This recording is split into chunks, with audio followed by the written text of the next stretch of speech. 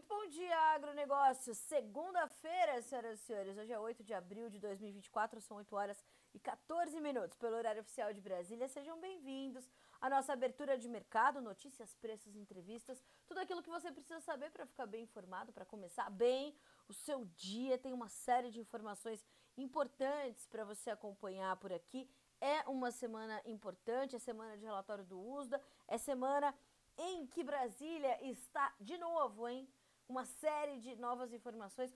O final de semana foi do senhor Alexandre de Moraes, querendo ali agora pegar Elon Musk, senhoras e senhores. A gente já vai falar sobre isso. Enfim, a gente vai trazer uma série de informações. Vamos checar os mercados já em andamento, porque aqui no Bom Dia Agronegócio você sabe antes e primeiro as informações que direcionam o seu dia e os seus negócios.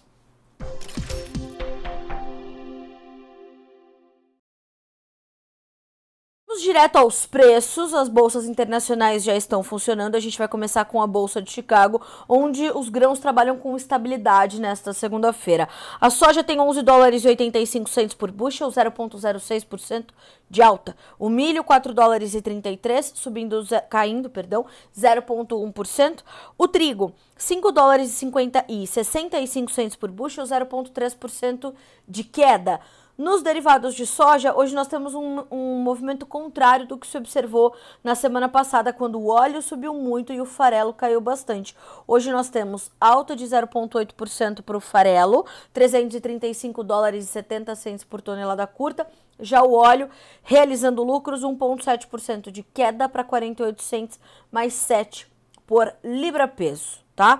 Então, farelo subindo, óleo caindo. Um ajuste ali de movimentos depois do que observamos na última semana. Agora, Bolsa de Nova York.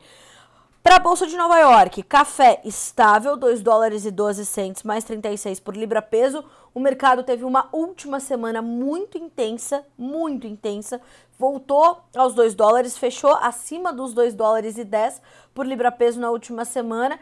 E hoje está buscando ali entender como vai ser esta próxima semana e trabalha também com certa estabilidade. O açúcar volta a subir, 0,6% de alta, 22 centos mais 13 por libra-peso. O algodão, esse se destaca hoje, 1,3% de alta para 87 centos mais 36 por libra-peso. O petróleo, 0,9% de baixa, e é com ele que a gente começa a checar os demais grupos de commodities. Quem cai 0,9% é o WTI para 86 dólares e 18 centos por barril. Já o Brent cai 0,8% para 90 dólares mais 42 centos por barril. Gás natural estável na manhã desta segunda-feira, sem variação nesse momento, agora 8,17.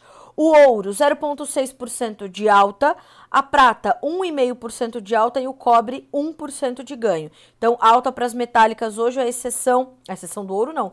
O ouro subindo, 2.359 dólares e 15 centos por onça Troy. Vamos ver o dólar index para entender como é que está funcionando o índice dólar. O dólar frente a uma cesta de outras moedas, 0,07% de ganho para 104.140 pontos. Para concluirmos a rodada de preços, nós vamos checar como é que os futuros na Bolsa de Dalian, mercado futuro lá na China, encerraram esta segunda-feira, por lá negócios fechados. Lembrando que os negócios foram retomados nesta segunda-feira, depois de um feriado de 2 dias de quinta e sexta, em que a Bolsa de Dalian ficou fechada. Então, farelo fechando em alta, óleo de soja em queda, caindo forte, até o que ajuda a justificar parte dessas baixas ali para o óleo também na Bolsa de Chicago, e o milho também fechando em perda. E olha só, Eduardo Vanin, analista de mercado da Agriinvest Commodities, nos faz ali dois alertas importantes sobre a China. Durante o final de semana não se falou em outra coisa a não ser os efeitos da nova política industrial da China. O presidente do Tesouro americano foi para a nação asiática falar da preocupação com o excesso de capacidade e os efeitos que isso pode trazer. Na China, o processamento de soja caiu novamente na semana, reduzindo ainda mais os estoques de farelo e óleos vegetais. O processamento caiu de 56% da capacidade no começo de março para 44% no começo da semana passada. Os estoques de óleo de soja Palma e Cousa caíram 50 mil toneladas para 1,46 milhão, o menor estoque desde maio do ano passado. E em maio do ano passado, os estoques de soja importada na China bateram níveis abaixo de 4 milhões de toneladas. Então, estamos monitorando. Na quarta-feira, Eduardo Vani estará conosco, analista de mercado da Agrinvest, para a gente falar mais sobre o mercado chinês. Até lá, a gente vai monitorando e acompanhando a demanda, portanto. 8 horas e 19 minutos pelo horário oficial de Brasília. Checados os preços, vamos às notícias. Vamos conferir as nossas notícias da manhã aqui no Bom Dia Agronegócio.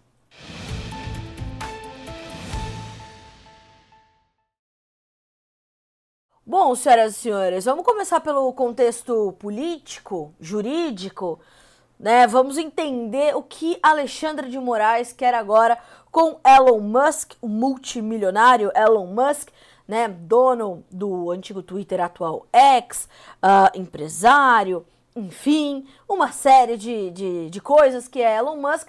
Ele se posicionou no Twitter ou no X em relação ao que disse, né? Ali Alexandre de Moraes, enfim, quando o ministro do Supremo Tribunal Federal trouxe ali um despacho assinado neste domingo, ordenando, então, a abertura de um inquérito contra o empresário Elon Musk sobre uma suposta obstrução da justiça, inclusive em organização criminosa e incitação ao crime, e incluiu Elon Musk como investigado no inquérito das milícias digitais por dolosa instrumentalização das redes sociais.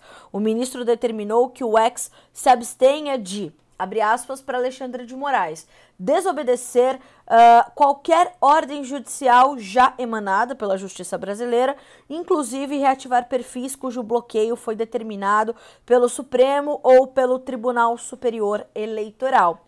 Em caso de descumprimento, será aplicada uma multa diária de R$100 mil por perfil, e os responsáveis legais pela empresa no Brasil, pelo X, podem acabar enquadrados por desobediência à ordem judicial. E abre aspas para Alexandre de Moraes. As redes sociais não são terra sem lei. As redes sociais não são terra de ninguém. Fecha aspas. Ele afirmou ainda que as redes devem absoluto respeito à Constituição Federal, à lei e à jurisdição brasileira. Segundo ele, a dignidade humana, a proteção à vida de crianças e adolescentes e a manutenção dos estados democráticos de direito estão acima dos interesses financeiros da plataforma. A divulgação deste documento de Alexandre de Moraes ocorreu após Musk escrever neste domingo que Moraes deveria renunciar ou sofrer um impeachment. No sábado, ele criticou a atuação do ministro e acusou-o de censura em resposta a uma mensagem no X. O ministro Alexandre de Moraes também afirmou que Musk iniciou uma campanha de desinformação sobre a atuação do TSE e do Supremo Tribunal Federal, instigando a desobediência e a obstrução à justiça, inclusive em relação a organizações criminosas. Então, esta é a situação, né? Foi por isso que Alexandre de Moraes, então, trouxe este despacho no domingo, aí virou uma confusão generalizada, até porque Elon Musk não tem papas na língua e vai falando o que pensa, enfim. Aí, claro que o ex-presidente Jair Bolsonaro trouxe ali o seu posicionamento, dizendo que a direita brasileira agora tem um apoio fora do Brasil. Enfim, houve uma repercussão grande desse assunto. Tanto é que a AGU, né, que é a nossa próxima manchete, a AGU agora está defendendo a urgente regulamentação das redes sociais. A Advocacia Geral da União, né, o ministro da Advocacia Geral da União, Jorge Messias, defendeu em seu perfil no X, o antigo Twitter, a necessidade urgente da regulamentação das redes sociais. O comentário foi feito após Musk desafiar publicamente as decisões do ministro do STF, e ele disse, abre aspas para Jorge Messias, é urgente regulamentar as redes sociais. Não podemos conviver em uma sociedade em que bilionários com domicílio no exterior tenham um controle de redes sociais e se coloquem em condições de violar o Estado de Direito, descumprindo ordens judiciais e ameaçando as nossas autoridades. A paz social é inegociável, fecha aspas, escreveu sem citar o empresário. Agora, o que também é inegociável é a liberdade de expressão, né? A liberdade de opinião, até que não se infrinja nenhuma lei, ou que não se cometa nenhum crime, ou que não se traga uma ofensa ainda mais agressiva. O questionamento de Elon Musk sobre a atuação de Alexandre de Moraes não é diferente do que a de qualquer outro brasileiro que acompanha a atuação do ministro e também se questiona sobre muitas de suas atitudes. Então, isso também é inegociável, senhor Jorge Messias, a liberdade de opinião. Por isso, a gente precisa estar muito atento ao andamento dessa regulamentação das mídias, das redes sociais, porque isso pode ser, sim, vir como uma censura bastante severa e isto também é inegociável. Já vivemos esse período e não mais o queremos assombrando o Brasil. A democracia só pode ser feita quando há uma imprensa livre e responsável. A liberdade de opinião, esta também é inegociável. Pois bem, 8 horas e 25 minutos pelo horário oficial de Brasília. Ainda na esfera jurídica, o Tribunal Regional Eleitoral do Paraná retoma nesta segunda-feira o julgamento que pode cassar o mandato do senador Sérgio Moro, eleito pelo estado do Paraná, até porque já tem gente de olho na cadeira do homem, né? Então vimos que Zeca Dirceu, filho de José Dirceu, né, que foi pré-candidato a senador pelo Paraná, já está ali dando entrevistas e dizendo por que ele é a melhor escolha e por que Sérgio Moro deve ter seu mandato cassado, né?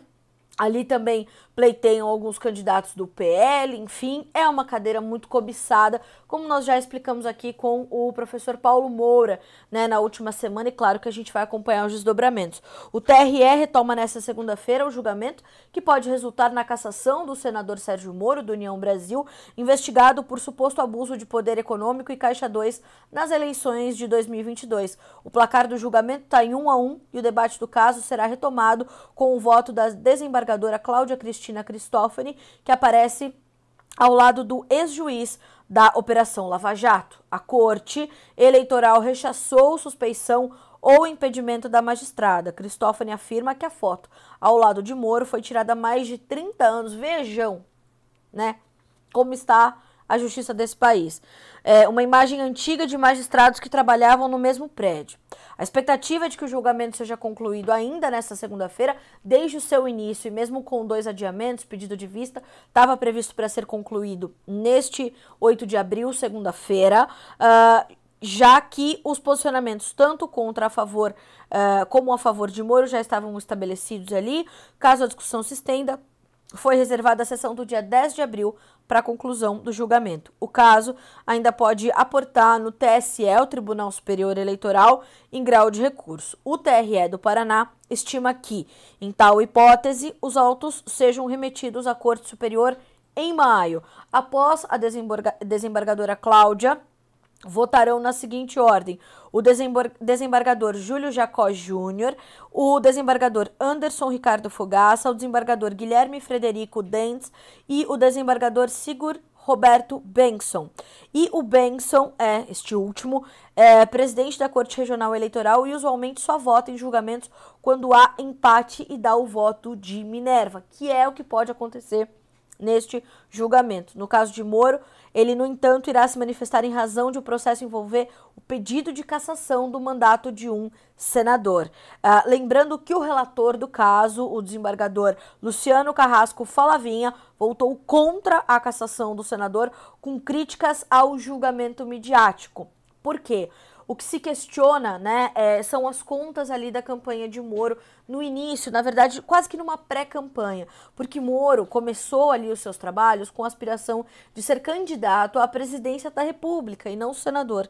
Por isso, um outro volume de recursos, um outro volume de verbas é o que alega a sua defesa, e também o relator votou e acolheu esta justificativa. Então, ele queria ali ser candidato à presidência da República, onde seria investido um volume de recursos. Depois mudou-se essa situação, o candidato do União Brasil foi outro, enfim, foi então candidato a senador, venceu a eleição e agora então está nesse impasse. Vejamos como as coisas se desdobram, mas é algo que a gente precisa de fato acompanhar bem de perto, né? Então, estamos de olho, estamos acompanhando para te trazer os desdobramentos, tão logo eles aconteçam, sobre o futuro político que já está prejudicado, né, segundo os especialistas, os analistas e cientistas políticos. O futuro político de Moro já está muito prejudicado, muito fragilizado. Ele não deve ter aí uma vida longa na política, né, por conta de tudo que aconteceu desde a Operação Lava Jato. Este julgamento é encabeçado ali por líderes tanto do PT quanto do PL, então os dois maiores opositores políticos desse país hoje em dia se uniram para pedir a cabeça de Sérgio Moro, por isso seu futuro político não deve ir muito adiante em relação ao que vai acontecer depois deste julgamento. 8 horas e 29 minutos pelo horário oficial de Brasília. Bom, conhecidas as nossas primeiras notícias da manhã, o que está dominando o noticiário, agora nós vamos conferir alguns vídeos que foram enviados para nós por aqui no nosso Bom Dia Agronegócio, né? A gente tem recebido muitos vídeos interessantes e que trazem, né, o que é mais importante, que trazem a realidade do agronegócio brasileiro, nem sempre boa, nem sempre ruim, nem sempre igual para todos os produtores. Eu quero que vocês acompanhem na sequência os relatos do Eduardo Chigueiro, de Tupã, no estado de São Paulo, que mandou ali algumas informações importantes sobre as suas lavouras de amendoim, salvo engano, né?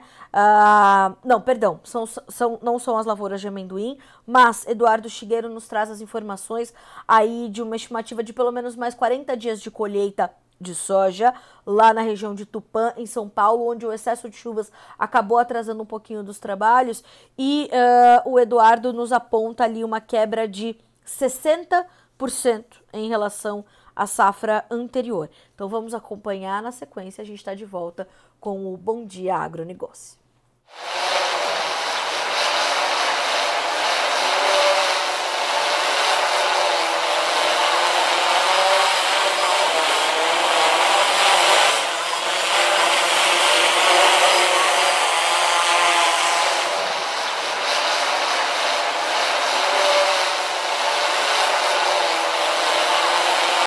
Acho que inclusive é para acrescentar aquilo lá, né?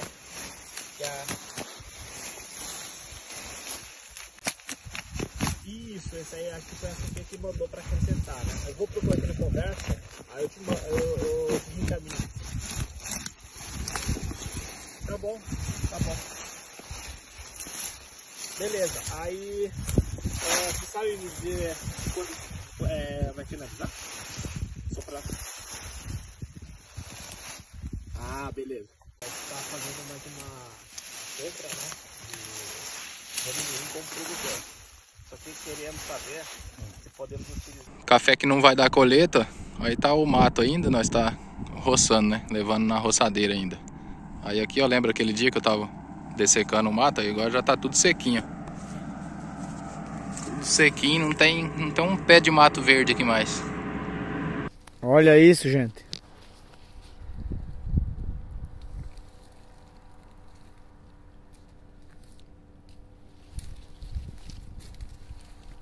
Essa área aqui tá cerca de 40 dias sem chuva.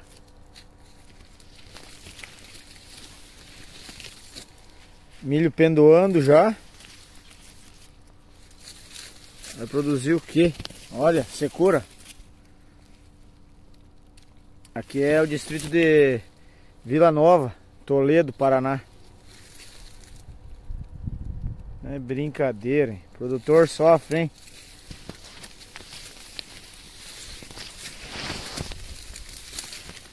Olha.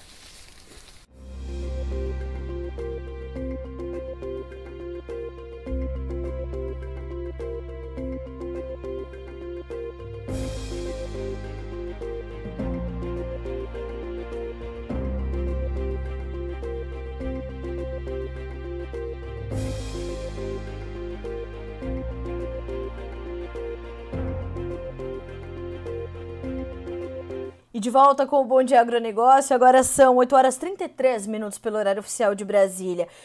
Eu quero aqui reiterar, então, era sim as lavouras de amendoim, me confundi aqui com as informações, mas sim, lavouras, aliás, né, apesar das perdas, é bonito ver, né, ali a prosperidade saindo debaixo da terra, literalmente. Então, quero agradecer o Eduardo Chigueiro pelo envio e te chamar para mandar também os seus relatos, né, trazer ali o seu Brasil do agronegócio. Faça um vídeo, mande para nós ou pelo WhatsApp 19 997670241.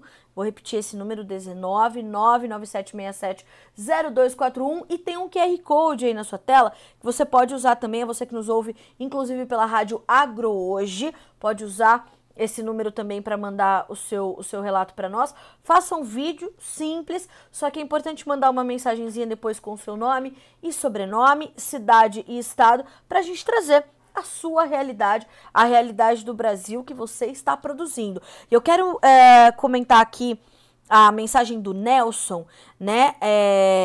Aqui o Nelson Antoine perguntou assim se eu sei ler, né? Falou assim: você sabe ler? Atentar contra a democracia não é liberdade de expressão. Que parte você não entendeu? Você quer liberdade para defender golpistas e terroristas, e me perguntou também se ele diz que ele é jornalista e que sem democracia eu não estaria aqui, né? Bom, Nelson, de novo, a liberdade de expressão está garantida, por isso que você está aqui falando comigo, me perguntando, inclusive, coisas bastante ofensivas. Então, entenda que justamente esta liberdade de expressão, você mesmo já não está, né, respeitando-a, né? Porque a liberdade de expressão não é a liberdade da ofensa. Mas, como este é um canal democrático, você tem o seu espaço aqui, está garantido o seu espaço. Então, sim, eu sei ler, esta é a minha opinião e sim, eu continuarei vigilante para que eu e os meus colegas possamos estar aqui todos os dias falando o que precisa ser falado. A coragem, ela é inerente ao jornalismo e isso não nos falta aqui no Notícias Agrícolas. Bom, e agora a gente vai falar sobre recursos, tanto para o próximo Plano Safra, quanto também para o que vamos observar com as medidas que foram recentemente aprovadas pelo Conselho Monetário Nacional para a renegociação das dívidas dos produtores. Primeiro nós vamos entender então se essas medidas atendem ao pleito que os produtores vinham solicitando já há meses e também entender se isso ameaça ou não o nosso próximo Plano Safra aqui no nosso quadro de entrevistas no Bom Dia Agronegócio.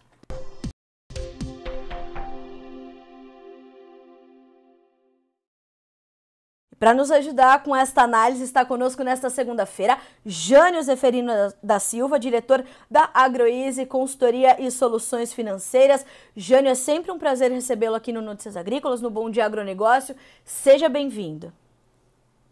Bom dia, é sempre também uma alegria, uma satisfação falar com todos os telespectadores e ouvintes do Notícias Agrícolas. Muito obrigada.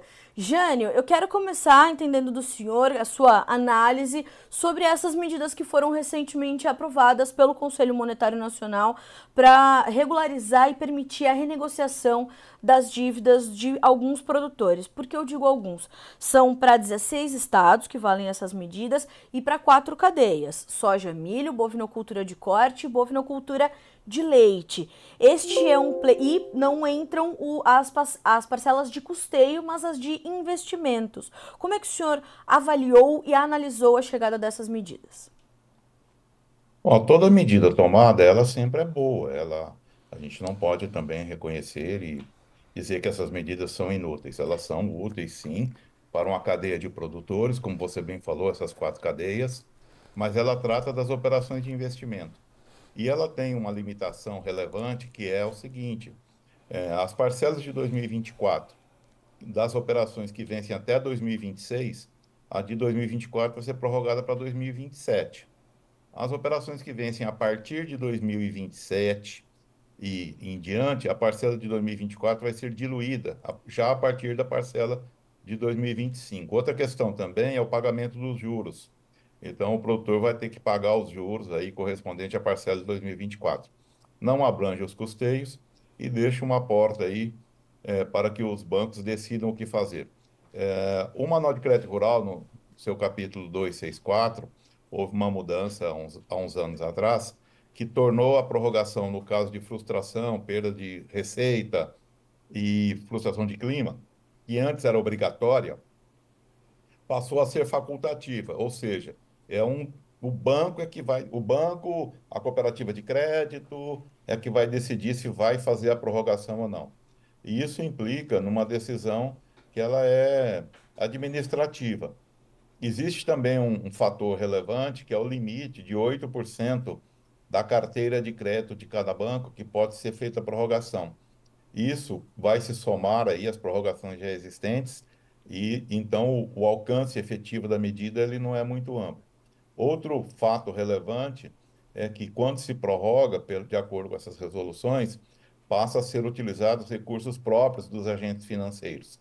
E, por exemplo, nas operações de Pronaf, nas operações de Pronamp, nos investimentos e também nos fundos constitucionais, os bancos passarão a ter que usar recursos próprios para amparar essa prorrogação. Isso é outra dificuldade, porque haverá, assim, uma resistência, né, dos bancos em tirar recursos que estão rendendo Selic hoje a mais de 10% para fazer, por exemplo, um Pronamp a 8%, ou um FCO a 6,5%, ou mesmo um Pronaf, que tem taxas mais baratas. Então, existe sim uma dificuldade.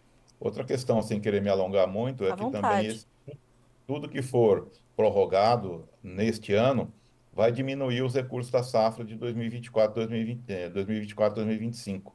Então, isso também é outro fator que deve inibir as prorrogações. É, então, logo nós recebemos o detalhamento dessas medidas, esses pontos realmente trouxeram preocupação, Jânio. E mais do que isso, a gente tem duas datas ali importantes, né? Que 15 de abril é quando começa não sei qual a palavra técnica mais correta, mas talvez valer efetivamente na prática essas medidas. E 31 de maio é o prazo que o produtor tem para formalizar o seu pedido ali junto aos bancos. No entanto, eu queria entender do senhor se o volume de recursos que é necessário para garantir que essas medidas aconteçam, de acordo com esse detalhamento que o senhor nos trouxe, já estão disponíveis. Olha, na verdade, o que vai acontecer é que os bancos têm um limite de prorrogação de dívida de 8% da sua carteira de recursos controlados. Então, em tese, o recurso existe, as operações foram contratadas com recursos equalizados do Tesouro e estariam embasados nessa quantidade, nessa situação. Porém, o que nos preocupa é a abrangência. Quantos produtores que foram prejudicados, por exemplo, Mato Grosso, Goiás, toda a região sul, eu compreendo, percebo que seria muito mais que 8% da carteira. Então, na verdade, haverá um limitador aí, né? Eu creio que esse é um problema que vai atingir fortemente a cooperativas de crédito, será muito forte, porque as cooperativas usam muitos repasses. Elas compram recursos de bancos que não operam com crédito rural para operar. E ela terá que devolver esse recurso para os bancos. Não sei como é que os bancos vão tratar essa situação de manter os recursos em carteira. Então, existe sim uma limitação. Não podemos dizer que os recursos existem, eles estão alocados nas operações, mas vamos ver se haverá vontade política dos agentes financeiros em fazer essas prorrogações. Jânio, como é que o senhor entende que será a demanda dos produtores por essas medidas? O senhor imagina que a gente vá ter uma demanda intensa por essas buscas pela renegociação, ou porque tivemos ali uma limitação também de parcelas que venceram este ano, e tem muito produtor com parcelas que acabaram vencendo ali no final de 2023, não conseguirão acessar essas medidas, a gente pode ter uma demanda mais contida. Como é que o senhor imagina que vai ser a demanda agora por essa ferramenta que o governo recentemente disponibilizou? Eu penso que haverá uma demanda forte, porque nós estamos verificando que algumas regiões aqui, por exemplo, Goiás e tanto em Minas e também na região sul, essas últimas chuvas comprometeram demais as últimas colheitas de soja, principalmente, que foram as sojas de tardio, né, a soja de ciclo tardio, que estavam prontas para ser colhidas e vão ter um grande prejuízo. Existe sim uma grande demanda. A gente percebe que os produtores estão bastante inseguros, já começaram a procurar os bancos e as notícias não são boas. Clientes da nossa consultoria, desse perfil de clientes do Pronamp, clientes menores, estão enfrentando bastante dificuldade. A proposta que os bancos fazem de renegociar nas linhas de crédito comercial, com taxas de juros aí de até quase 2%. É inviável, é impossível, é inaceitável. E também oferecendo a tradicional mata-mata, fazer uma operação para pagar essa e jogar um ano para frente. Nós sabemos que quando há uma frustração de safra, é necessário pelo menos 5 anos para que o produtor recupere as perdas, porque a margem, a gente sabe que não é essa margem toda, então o produtor precisa de tempo. Tempo e bom tempo, né? Tempo, bom tempo e Exato. boas colheitas, para que ele possa se recuperar. Fazer uma operação mata-mata é uma atitude que eu diria irresponsável, tanto do agente financeiro, principalmente do agente financeiro, porque ele sabe que no próximo ano ele não vai ter condições de pagar, mesmo que tenha uma ótima safra, e ele está jogando um problema para frente, comprometendo o futuro de uma família de produtores. Então, eu creio que a solução ideal é renegociar com mais prazo, com taxas de juros mais atrativas, porque a agricultura e a pecuária têm esses ciclos de altas e baixas, e o produtor é o cliente mais fiel, o que tem a menor inadimplência e é o que você pode encontrar a vida inteira, porque ele tem a terra, eles Exato. têm a cidade. Então, eu acredito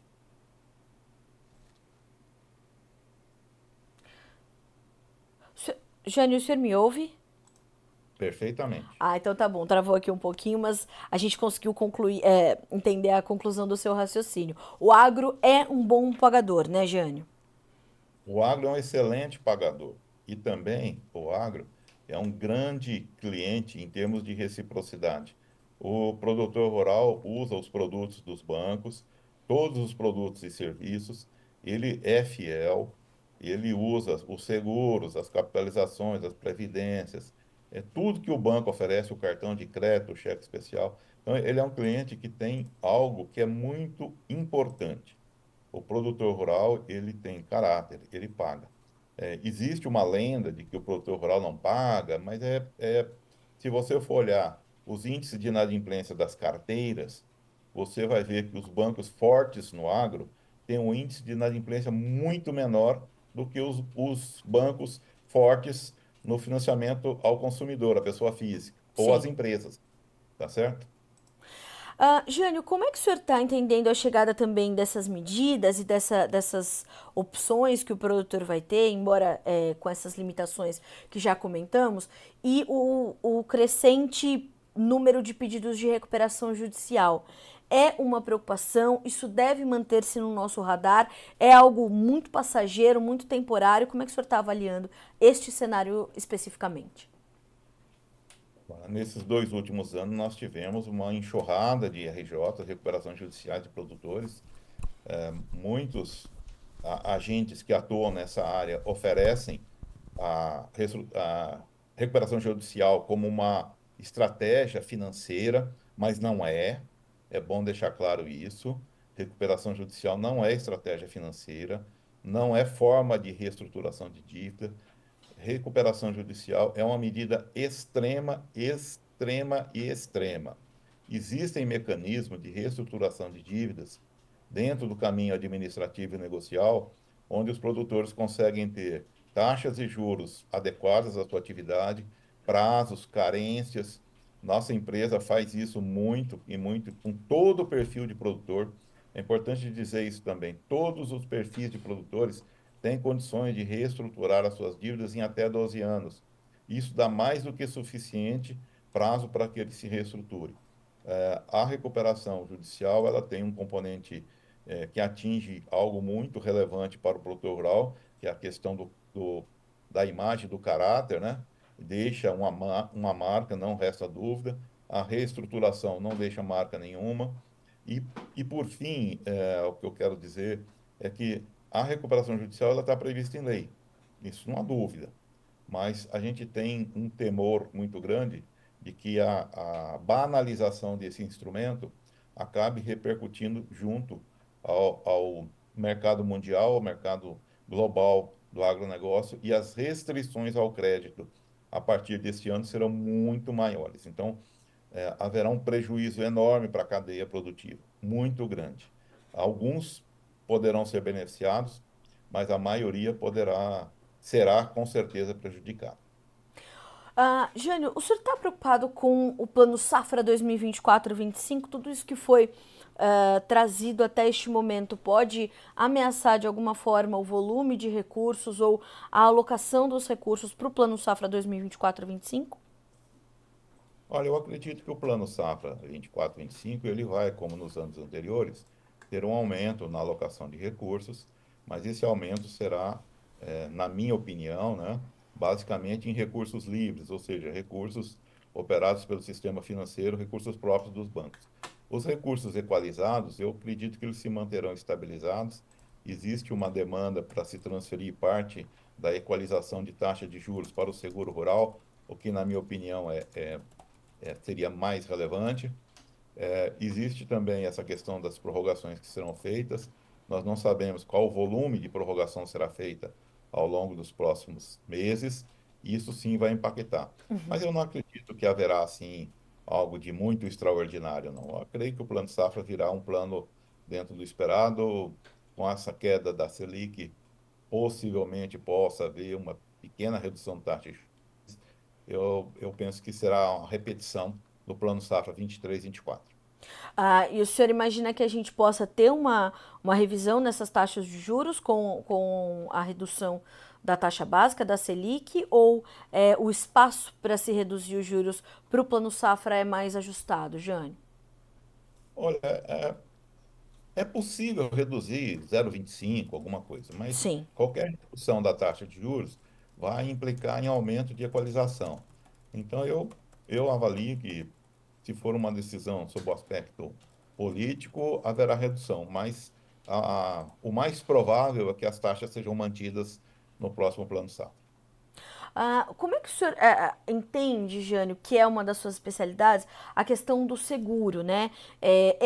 Foi uma preocupação nos últimos anos, ainda é uma preocupação, principalmente pelo volume de recursos, e neste ano, no último ano, houve um corte no recurso para o seguro rural, que não foi depois recomposto, né? A verba não foi recomposta, e nós vamos, então, iniciando 2024 com essa preocupação, carregando essa preocupação ainda dos últimos anos. O senhor vê que esse ainda é, de fato, um ponto de alerta, um ponto de atenção muito, muito intensa para o setor?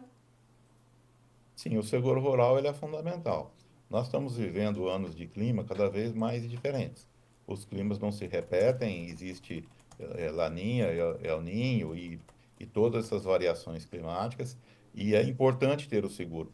O seguro, ele traz para o produtor e para o sistema estabilidade. Nós vivemos no Brasil uma situação que o seguro rural, ele é deficitário. As seguradoras, apesar de cobrarem taxas de seguro muito elevadas, os prêmios pagos consomem toda a receita. E a equalização ela é importante para tornar o seguro mais barato para o produtor, criar um colchão maior de coberturas, porque nós sabemos que hoje, se eu tiver uma subvenção enorme, bem grande para seguro, o que vai acontecer? Nós vamos ampliar a rede de segurados. Ampliando a rede de segurados, a probabilidade de perda, a probabilidade de sinistros, ela vai diminuindo. Porque se tem lá, se você segura 100 mil produtores, e se você aumentar para 400 mil produtores, as perdas elas serão diluídas e pesarão menos no fluxo das seguradoras e do interesse. Tanto é que neste ano na safra 23-24, restaram muito poucas seguradoras no mercado, Sim. só grandes seguradoras. Por quê? Porque as menores saíram por falta de capacidade financeira. E para a gente finalizar, Jânio, porque assim, a gente ainda tem muitas perguntas que vão precisar de mais tempo para a gente entender as respostas, justamente porque ele já não compete só ou ao setor privado, enfim, uma combinação ali entre o setor privado e o público para essa questão do crédito para diversas áreas. Como é que o senhor orientaria o produtor que precisa, revisar ali as suas contas, revisar a sua gestão e entender se essas medidas lhe fazem sentido, se podem lhe favorecer de alguma forma, lhe amparar de alguma forma como vem sendo pleiteado? E mais do que isso, como é que o senhor orienta o produtor que está ali fazendo a sua gestão, afinando a sua gestão para a próxima safra, espera inclusive deste próximo plano safra? Como é que a gente consegue orientar o produtor brasileiro nesse momento diante desse cenário de certa fragilidade, né, na nossa saúde econômica?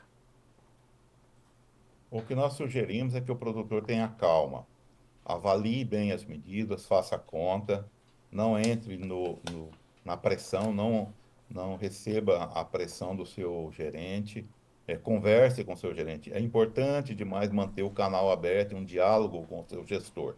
Ele tem um papel fundamental na solução das suas questões financeiras. Procure ajuda especializada, converse com empresas, existem muitas empresas sérias aí no mercado.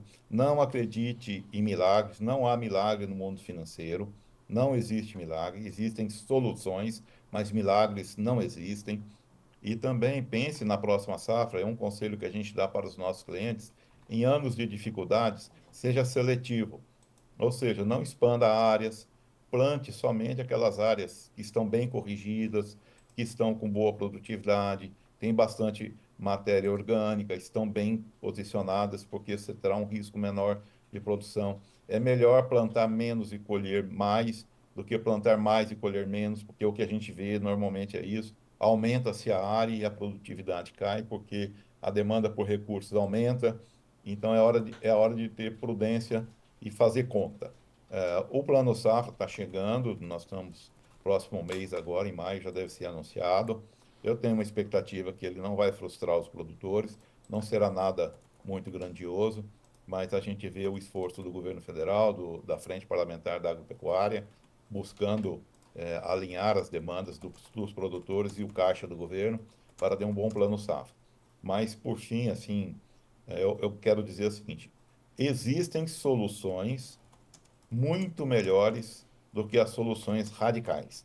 Toda solução radical, ela tem um, um risco elevado, não é mesmo? Sim. Você pode cortar caminho, mas você pode também ter dificuldades. Existem soluções adequadas, negociadas, soluções no âmbito administrativo, sem recorrer ao judiciário. O judiciário está cheio de coisas demais para ficar cuidando da relação entre produtores e credores.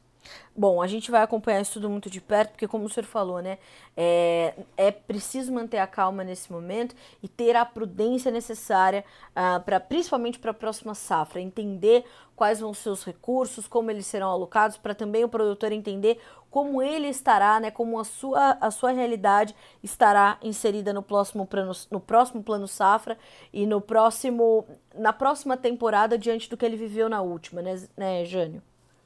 Isso mesmo. Prudência, calma e saber que a terra tem o seu tempo, né? É E ela verdade. responde positivamente. É verdade. Olha, eu quero muito agradecê-lo por aceitar o nosso convite para iniciarmos juntos essa semana aqui no Bom Dia Agro, aqui no Notícias Agrícolas, viu, Gênio? É sempre muito importante ter a experiência do senhor conosco para avaliarmos o atual cenário e a gente poder orientar bem os produtores que nos acompanham por aqui. Muito obrigada mais uma vez. É uma honra e um privilégio poder falar com todos os ouvintes e telespectadores do Notícias Agrícolas. A Obrigado pelo honra, convite. a honra é toda nossa. Obrigada por aceitá-lo. Uma ótima semana para o senhor. Até a próxima. Até a próxima, uma ótima semana a todos. Até mais. 8h57, esteve conosco então Jânio Zeferino da Silva, ele que é diretor da AgroEasy Consultorias e Soluções Financeiras. O Jânio que é um líder do agronegócio, já muito conhecido, e o objetivo dessa entrevista é justamente entendermos essas recentes medidas. Na sexta-feira o Notícias Agrícolas publicou uma notícia bastante extensa com a avaliação da CNA, da ProSoja Mato Grosso, da ProSoja Brasil sobre as recentes medidas trazidas pelo CMN, né, que promovem ali a possibilidade da renegociação de algumas parcelas, que vieram só para as parcelas de investimento e não as parcelas de custeio. E como o Jânio explicou, de fato essas medidas elas atendem apenas uma parcela dos produtores, apenas uma parcela do agronegócio fragilizado pelo clima. São 16 estados, são 4 cadeias: soja, milho, pecuária de corte, pecuária de leite. Agora, nós temos os produtores de hortaliças, de frutas, a gente teve áreas de laranja que sofreram com o clima e por aí vai, áreas de café que sofreram com o clima, apesar de termos aí uma boa safra chegando ao mercado, mas é um momento de muita fragilidade para o setor e essa fragilidade precisa ser compreendida e absorvida pelo governo, né? A FPA vem muito articulada, a CNA vem muito articulada, todo o setor está muito articulado e entregou as suas demandas ao ministro Carlos Fávaro, que também fez o seu trabalho ali, tentando buscar as melhores soluções. Então, o que foi atendido até esse momento foi isso, está tudo detalhado e agora analisado também por Jânio Zeferino. A você que está chegando agora ao Bom Dia Agronegócio, ou nos ouve pela Rádio Agro Hoje, já esta entrevista estará disponível completa, na íntegra, para você ouvir, reouvir, ver e rever e poder se orientar bem para este momento bastante delicado.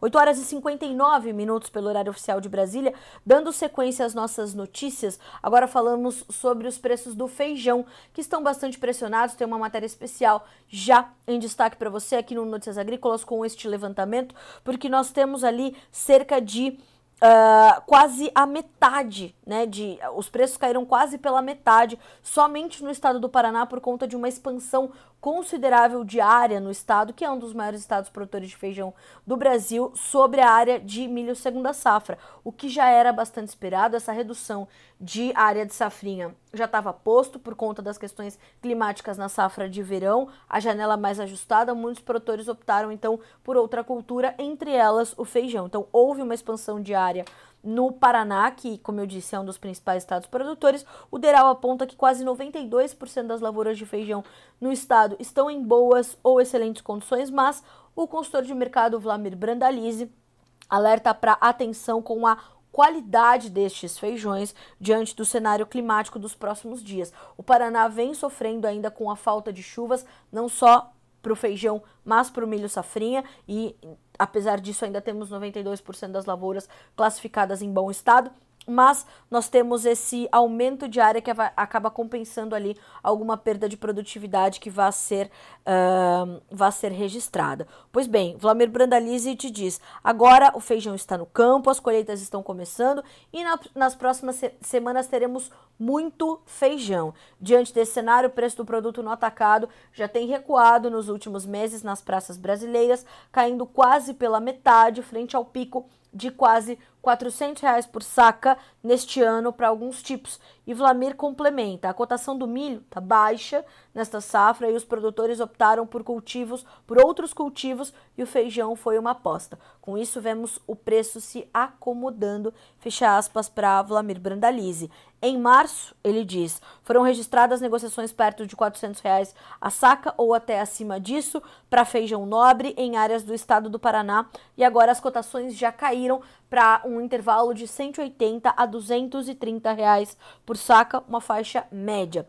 Tem essas informações, de novo, detalhadas todas elas para você em uma matéria em destaque aqui no noticiasagricolas.com.br, para que você possa ter mais detalhes, portanto, de qual é o atual momento do mercado, ok? 9 horas e 2 minutos pelo horário oficial de Brasília, falando agora um pouquinho sobre o mercado de grãos, que nessa semana iniciam os seus trabalhos com estabilidade na Bolsa de Chicago. Vamos passar ali pelos mercados, né, os principais, soja, milho e trigo, e vamos ver que tá todo mundo de lado, né? Todo mundo muito cauteloso, todos os mercados muito atentos ao que vem por aí, principalmente com a chegada da nova safra norte-americana, o início da nova safra norte-americana. Neste momento, agora 9 horas e 2 minutos, nós temos maio para soja, $11,87, julho $11,98, agosto $11,95, setembro $11,81 por bushel, altas pequenininhas de meio a 2 pontos. No milho, nós temos baixas de meio a 0,75, maio $4,33, julho $4,46, setembro $4,56, dezembro $4,71 por bushel. No trigo, que subiu bastante na última sexta-feira, nós temos o maio com $5,67, estável, sem variação. Julho, setembro e dezembro sobem de meio a 1 ponto. O julho tem 5 dólares e 82, setembro 5,99, dezembro 6 dólares e 22. Para o trigo especificamente, nós temos aqui uma informação importante da Agriinvest Commodities, que diz o seguinte, ó, bolsas na China voltam do feriado em queda, Estados Unidos colocando pressão sobre 2 temas, excesso de capacidade de produção e apoio militar à Rússia, clima benéfico para a colheita na Argentina e para o milho safrinha em Mato Grosso e Goiás, chuvas para Mato Grosso do Sul, Paraná, Paraguai e parte de São Paulo para os próximos 5 dias, chuvas para os próximos 7 dias nos Estados Unidos, para todo o leste do cinturão, do Corn Belt, e também para a região do Delta, que é a principal, a primeira região que começa a plantar, a principal é o Corn Belt, ali o meio oeste americano, né? A parte oeste do cinturão e as planícies estão sem chuvas, essas planícies sem chuvas trazem atenção para o trigo, essa parte oeste do cinturão também, que é, né, eu sempre uso esse exemplo. O mapa dos Estados Unidos é bem assim, né, bem retangular, o centro do Corn Belt, dos Estados Unidos, ali onde está o meio oeste americano. Então, Iowa, Illinois, Minnesota e tudo mais, estados que nós já conhecemos, estão ali se preparando para dar início mais efetivo ao plantio. Então, essa questão climática para os Estados Unidos é o que vai dominar, né, a condição ali do mercado, nesse momento, das atenções do mercado. Eu trouxe também, para complementar este comentário, a análise do seu Ginaldo Souza, diretor-geral do Grupo Laboro, que nos aponta que, de fato, a questão climática nos Estados Unidos, principalmente também porque o mercado está sem novas notícias neste momento. E ele diz o seguinte, a falta de demanda e de notícias fundamentais positivas tem deixado as commodities agrícolas em Chicago à deriva e sem tendência. No momento, com tudo concluído na América do Sul, a colheita brasileira em reta final e o avanço da colheita argentina, o mercado passa a focar exclusivamente no clima norte-americano. E segundo as previsões que ele nos traz para começarmos a semana, o modelo GFS, que é o modelo americano, aponta chuvas fortes e localizadas nos estados sul e sudeste, com as áreas centrais e oeste do Corn Belt, como também nos apontou Eduardo Vanin, recebendo as chuvas apenas moderadas e leves. Então, olho vivo no clima para o Corn Belt. O plantio de milho já está acontecendo, já começam as informações do plantio de soja e a gente vai trazendo essas informações. Hoje às 17 horas, horário de Brasília, tem um novo boletim semanal de acompanhamento de safras do USDA para entendermos o avanço do plantio do milho, do algodão, do trigo de primavera, as condições do trigo de inverno. E também nessa semana, na quinta-feira, no dia 11 de abril, chegam ao mercado as novas informações do boletim mensal de oferta e demanda do USDA, né? E apesar dos números estarem, claro, como sempre, sendo muito aguardados, o mercado está de olho no relatório de maio, quando começam a chegar as primeiras informações da safra 2024-25. Então, é de fato um momento de transição e cautela para o mercado. São 9 horas e 6 minutos pelo horário oficial de Brasília. Pelo meu tempo aqui mais ajustado, eu não vou conseguir agradecer nominalmente a todos, mas quero mandar bom dia aqui para todo mundo que está acompanhando o Bom Dia Agronegócio, em especial para a dona Eliana e para a dona Maria de Jesus, que hoje eu sei que está assistindo também. Então, muito obrigada. E quero agradecer também aqui as mensagens de apoio, as mensagens gentis que eu recebi aqui. Né? Sempre que a gente precisa falar sobre opinião, sobre liberdade de expressão, o momento é muito delicado no Brasil. Então, quero agradecer as mensagens aqui de apoio, não a mim especificamente, mas ao Notícias Agrícolas e ao jornalismo do Notícias Agrícolas. Então, muito obrigada. 9 horas e 7 minutos pelo horário oficial de Brasília.